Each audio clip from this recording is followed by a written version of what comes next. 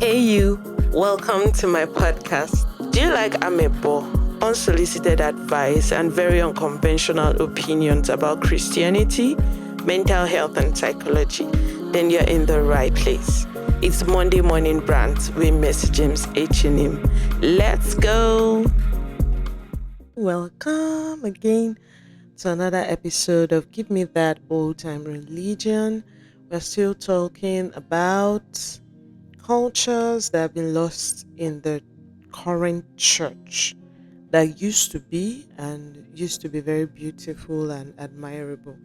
Last week we spoke about the culture of discipleship being lost in the church, how baby Christians are being handed mics to teach, and I made reference to Apostle Paul, I made reference to Timothy, and how long it took them to be discipled enough to be handed a church or to be commissioned to go on missionary trips. And if you missed that, you can go check it out. It's on my YouTube page.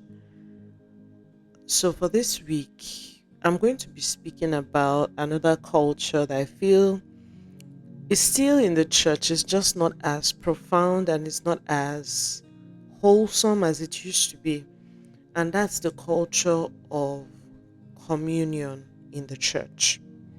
What do I mean by communion? I mean the culture of fellowshipping in each other's houses by eating food. Basically, that's what I mean.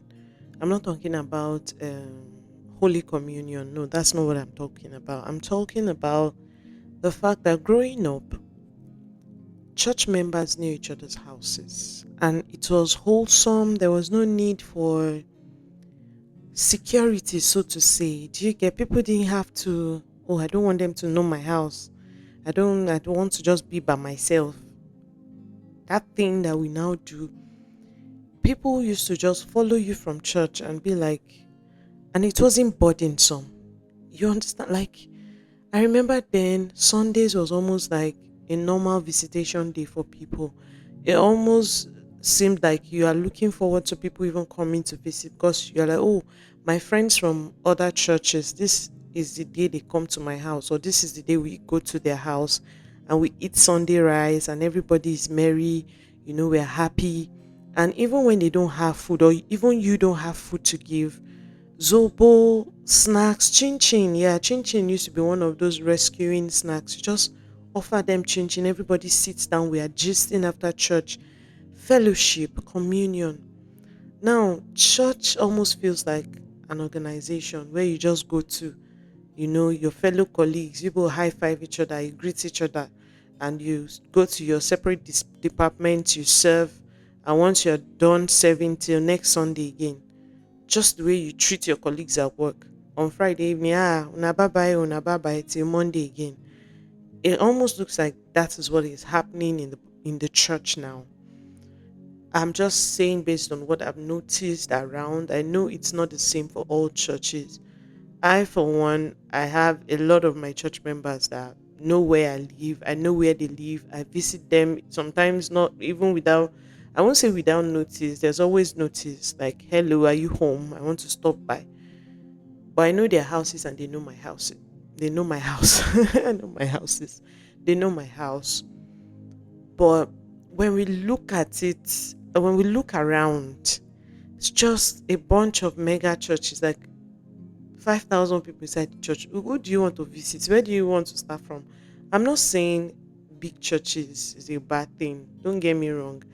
I, for one, will never be one that we attend a very ginormous or big congregation church because, one, I like to serve anywhere I go to.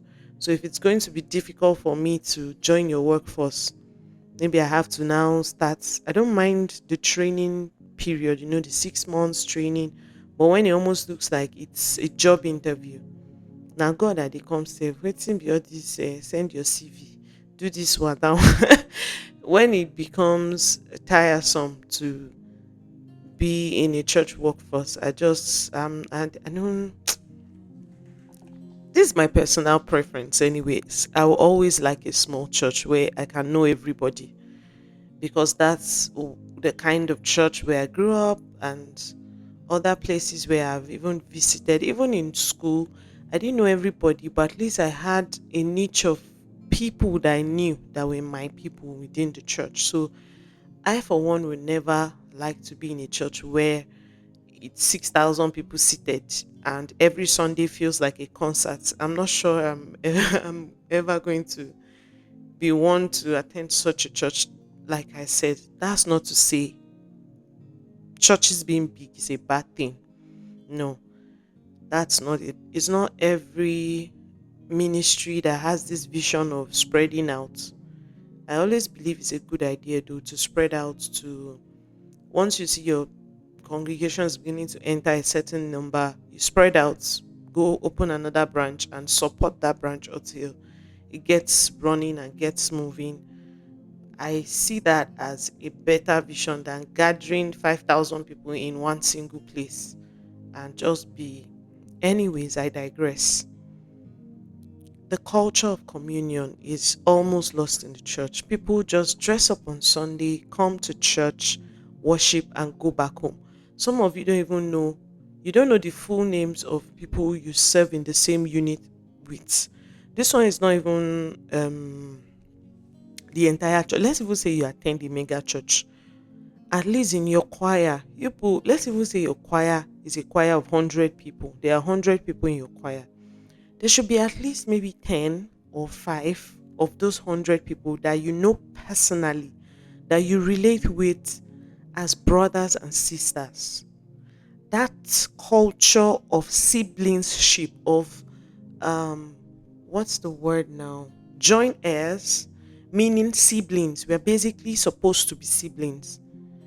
And siblings are not people that you don't know. In fact, if there's anybody that knows a person more than at some point, even your spouse will, it's your siblings. As you grow in marriage, of course, your spouse will know you, will begin to know you more than your siblings. But first 5 years of your marriage, yes, so there are things your partner will know about you, but there are things only your siblings know about you. There are things only your siblings can say, when this thing happens, this is how Messi will react. There are things that will happen, and if someone tells JJ now that this thing happened though, and this is what Messi did, he won't be surprised because he already knows how his sister will react in that kind of situation. Many of us just come to church. You don't know your church members, you don't know your siblings, because we're supposed to be siblings, brothers and sisters in Christ, right? We don't know each other. We don't You don't know my last name. You don't know how many siblings I have. And the worst part is that many of us don't even know each other's spiritual background. And I feel this thing is very, very, very, very important, especially if you're in a growing church. You should know everybody's spiritual, you should know people's spiritual background because there's a way it sort of helps you to niche yourself more. And I'm not saying that in the sense of now having cliques in the church. No, cliques will always happen, sharp, because there will always be people you feel more drawn to than others. That's fine. I get it. But in the sense of ministry now, when you know spiritual background, you can tell, oh, this person has a um similar spiritual background, similar calling as I do. So there's a kindred spirit. Yes, that's the word. There's a kindred spirit. And I don't know how to explain this, but I, for one, when I'm in the company of people that share the same spiritual gifting as me, there's a feeling I have. I almost feel like the oil on my, like I can feel oil dripping down my head when I'm in the company of people who are prophetic. I can sense it, I can feel it.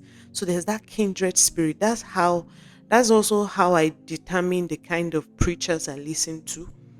Not to say I only listen to prophetic teachers or listen to, no, but there has to be that kindred spirit. And how do you know you are you have a similar spiritual background, or you have a similar calling as somebody? If you don't talk, You don't talk to them. You don't know them. There are some of us that even in your churches, you are sitting down on gems. There are people in your congregation, there are members that you shake hand with on Sunday. Ah, my guy, Alpha. Those people are carrying giftings that are meant to help your life in one way or the other. But you don't know because you don't know their spiritual background. So everybody, you think everybody is a new born again child of God. Do you understand? Whereas there are people that you even need to sit with. You need to sit with them and listen to what they have to say. Like there's how you will talk with some people, and just conversations. It blesses you. You are edified. I enjoy that. It happened to me recently. I was speaking with one of my church members. This somebody that normally will come to church, will shake hand, how far, and that's all. But there was a day, and how did it happen? They came to visit, and then we responded by also going back to visit them. So we sat down, we're just gisting. And I found out we had so much in common with upbringing. And even while we were talking, there were things that were dropping in my spirit about her that makes me see, oh wow, this person sort of has a kindred spirit with me. How will I find out? How will I find out if we don't talk? And there were things she said that blessed me. I was just seated there. I was just nodding my head. Like it made a lot of sense. These were things I knew, but there's how someone says something in a different light, and you're like, this makes sense. How will you know these things? If you don't know people, if you don't have conversations, you don't go into their comfort zone and meet them, you don't relate with them. You people just come to church. Hi, oh my god.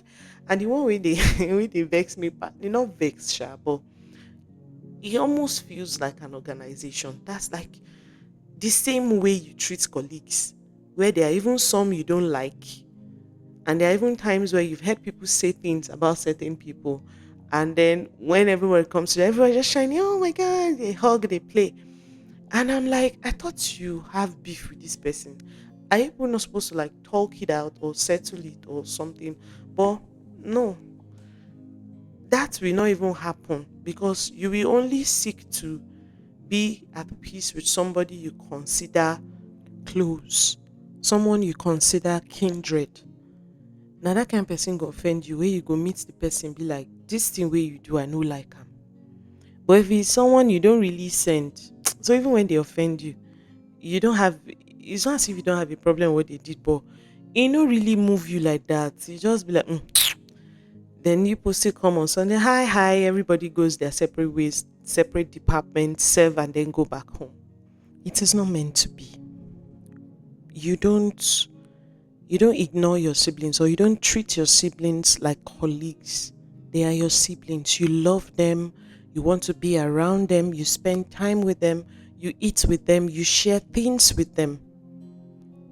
That's what it's meant to be. That's what fellowshipping used to be, and that's what it's supposed to still be, right? Church is not an organization. Church is not a business.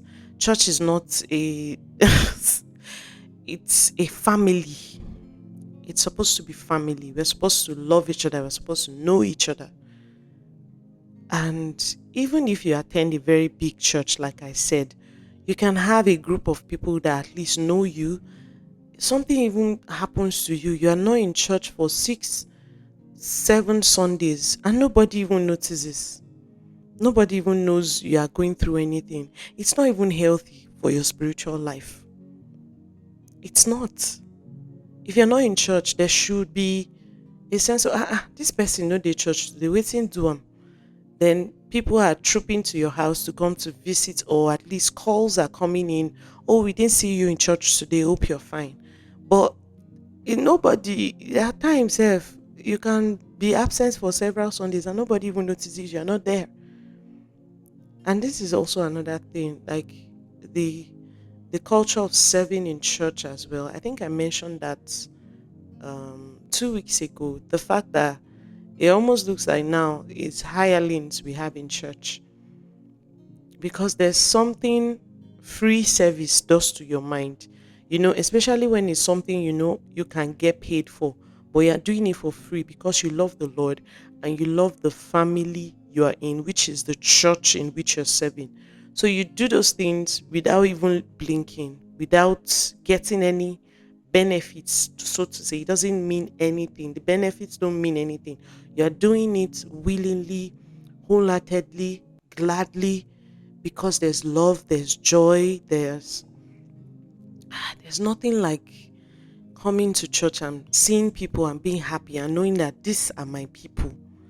These people are my people. They are my family. There's something that does to your heart. There are even times when you are heavy hearted, when you're sad, you're not happy. But you come to church and you see these people, or one of them just calls you safe during the week in that moment when you're feeling very low, and they're like, oh, something just dropped in my spirit to call you and check up on you. Hope you are doing okay. That is that kindred spirit. Because there are times you can't receive something for somebody you don't. There are times, yes, there are times where the donkey situation, Balaam's donkey is speaking. God just borrows a vessel somewhere.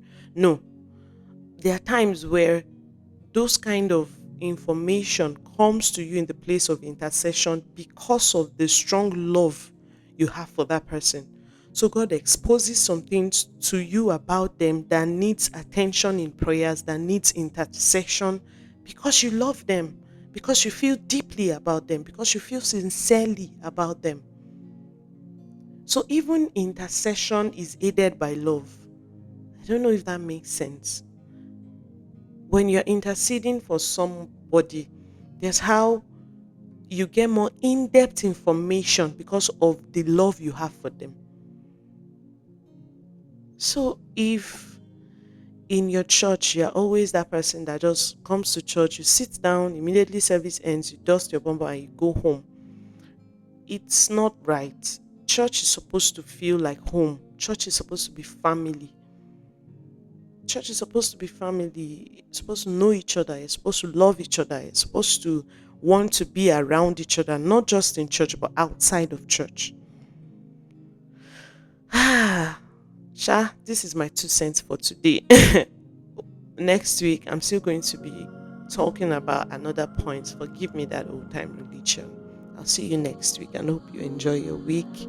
And when you go to church this week Sunday or next week Sunday, you're going to be open minded to meeting new people and mingling with your siblings, because we're supposed to be brothers and sisters in Christ.